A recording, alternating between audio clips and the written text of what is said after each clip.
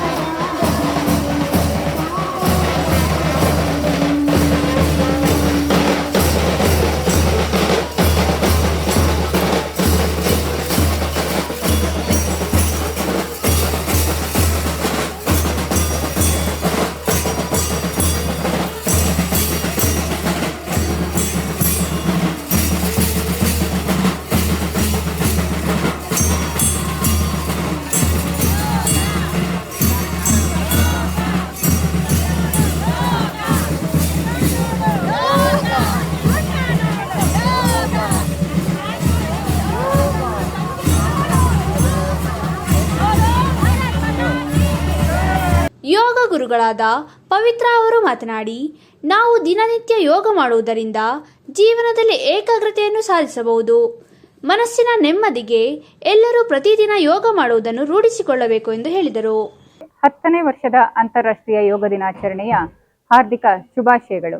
ವಿಶ್ವದ 170 ರಾಷ್ಟ್ರಗಳಲ್ಲಿ ನಾಳೆ 21ನೇ ತಾರೀಕು ಅಂತಾರಾಷ್ಟ್ರೀಯ ಯೋಗ ದಿನವನ್ನು ಆಚರಣೆ ಮಾಡ್ತಾ ಇದ್ದೀವಿ.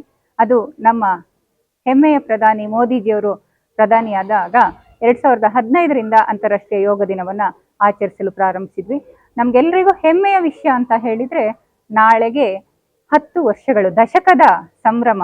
ನಾವೆಲ್ಲರೂ ಒಟ್ಟಾಗಿ ಇವತ್ತು ಯೋಗ ನಡಿಗೆ ಅಂದ್ರೆ ನಾವು ಸಾವಿರಾರು ಜನ ಯೋಗ ಮಾಡ್ತಾ ಇದ್ದೀವಿ. ಈ ಗುರಿ ಲಕ್ಷಾಂತರ ಜನಕ್ಕೆ ಮುಟ್ಟಬೇಕು ಅನ್ನುವಂಥದ್ದು ನಮ್ಮ ಉದ್ದೇಶ, ಯೋಗ ನಡಿಗೆಯ ಉದ್ದೇಶ. ಹನುಮಂತ ತಾಲೂಕು ಆಫೀಸಿಂದ ಹಿಡಿದು ಡಿಸ್ಟಿಕ್ ಫೀಲ್ಡ್ ಆಟದ ಮೈದಾನಕ್ಕೆ ಸುಮಾರು 2.5 ಕಿಲೋಮೀಟರ್ ಅಷ್ಟು ದೂರ ಕ್ರಮಿಸಿದೀವಿ ಯೋಗ ನಡಿಗೆಯಲ್ಲಿ, ಯೋಗ ಘೋಷಣೆಗಳೊಂದಿಗೆ.